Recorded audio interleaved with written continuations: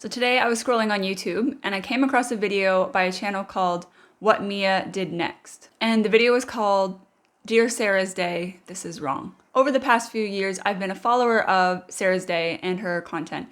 And while some of it I really agree with and others I don't vibe with so much, in general, I've always liked her content. I think she's really fun and happy and bubbly.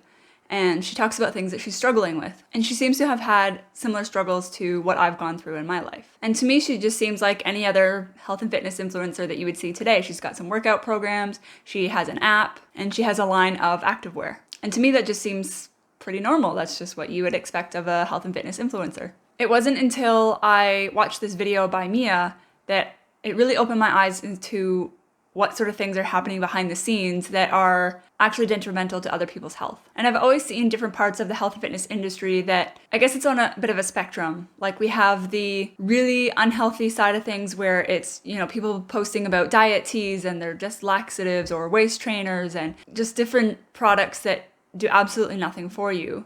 And then on the other side of things, we have advocates for healthy and active living, which is what I'm striving to be. But the more I read into things like this, the more I uncover the different layers of complexity that make a lot of my beliefs and a lot of the things that health and fitness influencers talk about. It just, to me, seems like a very controversial industry. And for the most part, I've sort of had these blinders on around, yes, it's controversial, but not a whole lot of what people are talking about are going to make them sick or will be detrimental to their health. Yes, the waist trainers and the detox teas and all that sort of scammy, gross, lose 10 pounds in 5 days thing, like that's obviously not true. And I don't think a lot of people believe that when they see those sorts of things. At least I hope they don't. But there hasn't been much that I've looked at and gone, oh, actually this is really bad. In the video, Mia addresses the marketing behind Sarah's new fitness program, which I believe is called Limitless. Basically, she talks about how the advertising and the marketing and positioning of this program was towards those with eating disorders.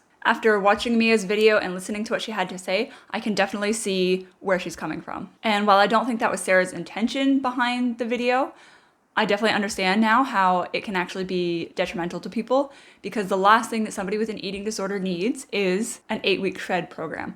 And I want to take that even a little bit further, is that anybody who wants to live a healthy and active lifestyle, I think an 8-week shred program is not going to get you there. And that's sort of one of the things that I've kind of just accepted as being part of the fitness industry, but didn't always agree with, is these like get fit in 30-day programs or these 8-week programs. And that seems to be what everybody's doing. So I had a lot of pressure towards wanting to do that because that's how I would grow my own business. But I've always had that in the back of my head where it's like, well, actually, that's not the way that I want to do things because that's not what I believe in. If you want to live a healthy and active lifestyle, then it needs to be for life. It's not just an 8-week program. You need to design yourself a program that has progressive overload in that you can do it for your entire life. Like once the 8-week program's over, like now what? What do you do then? You don't get your ideal body, your dream body in 8 weeks and then just stop doing things. Like you need to have a plan. And again, it's that focus on body image as well, as that you want to get to this ideal body. And I will admit that there are parts of myself where I do want to have 6-pack abs. I do want to have fit and toned legs. Like I can see both sides of the coin where yes, it's okay that my body has cellulite and that things jiggle and that when I bend over I have rolls in my tummy. Like that is absolutely normal, which is why in my content I really try and strive and deliver the message that it's about longevity, it's about building muscle mass for your health, it's about choosing options that are going to be healthy for you in the long run, and about moderation as well. I guess what I'm trying to get at in this video is that if you are somebody who has an eating disorder, or you think that you might suspect that you have an eating disorder, or you have a history of disordered eating, then you need to be seeking help. And in the video, Mia talks about the Butterfly Foundation. So I'll pop the number and the information up on the screen so that if you are somebody who needs help, you can get the help that you need, because you don't need another diet program and you don't need an 8-week shred program. You need help. So it is my goal with this channel to help promote healthy and active living. Sustainable health is always what I want to be talking about. How do we get you to be healthy in the long run? Not just doing an 8-week program or a 30-day program that's going to get you shredded abs and feeling really good for a little bit, but then have nothing happen afterwards. And a lot of times people really struggle to do those 8-week programs because they're not sustainable in themselves. Like you can bust your butt for 8 weeks but then there's no way that you're ever going to be able to keep up with that pace for the rest of your life. So there are a few people that I want to shout out in this video because I think that they are making really positive changes in this space, and I want to strive in the future to have content that is more like theirs, more body positive, more about unveiling the layer of crap around the health and fitness industry. Because I think that we're all led to believe right now that we're meant to have silky smooth skin with no bumps, no marks, no nothing, no stretch marks, no sagginess, no lines, no wrinkles, no age spots, no varicose veins, no cellulite, when that's not true. Even the way that our faces look. I think with the editing apps that people can use out there, it's really easy for us to believe that everybody has these long, thick lashes and perfect eyebrows and pouty lips and perfectly symmetrical faces and luscious hair. There's been plenty of times where I've wanted to sit down and record a video, but I don't have my hair and makeup done, so why would I sit down and do it? I remember doing a course, or maybe it was a masterclass on how to grow your YouTube channel. And I remember very clearly that the girl said in it that when you sit down to record your video, make sure you do your hair and your makeup and you look presentable. And that for me has always been a barrier.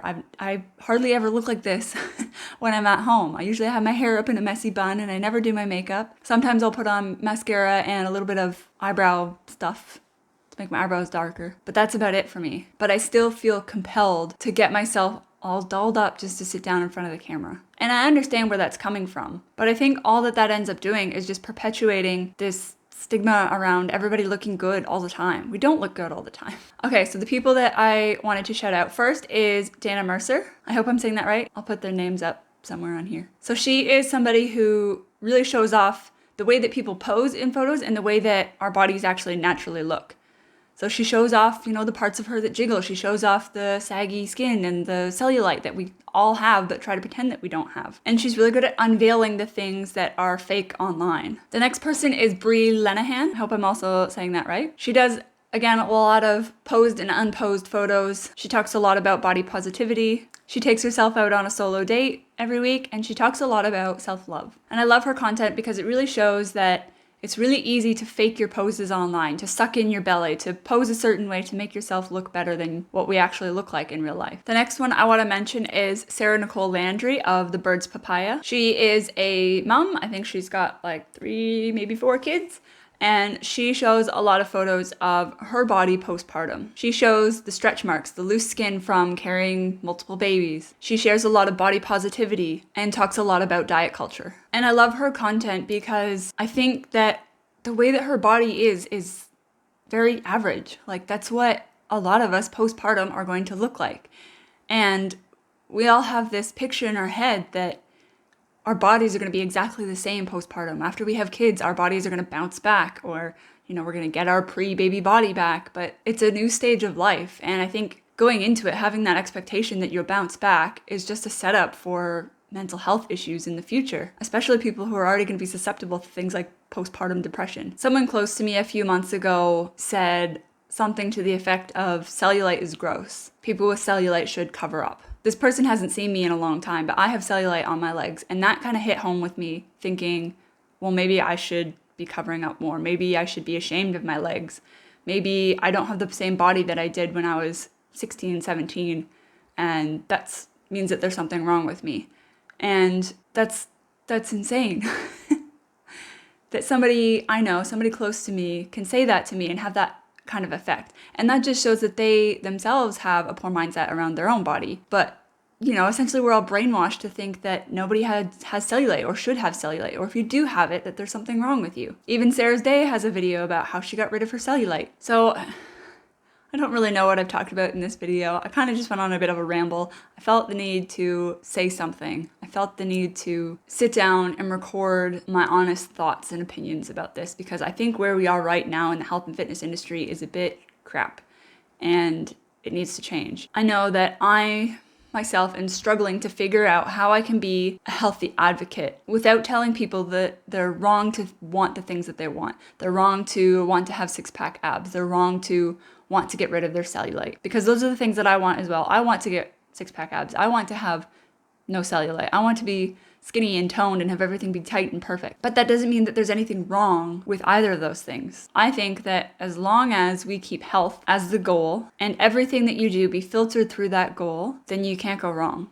And when I say health, I mean optimal health, I mean not just free of disease, which I feel like is what a lot of doctors and healthcare professionals will label health as. Just because you don't have high blood pressure or you don't have insulin resistance or diabetes or cancer doesn't mean that you're healthy, because you can be on a trajectory that means in 10 years' time you will be more susceptible to develop those things. Health to me is eating foods that will fuel your body. It's moving your body in a way that you're able to maintain your mobility and your balance and your strength. It's building muscle so that you have more energy to enjoy the things that you want to be doing. It's getting enough sleep and rest. It's understanding when you need to rest and recover and when you need to push yourself to grow. Thank you for listening, and let's all make the world a better place.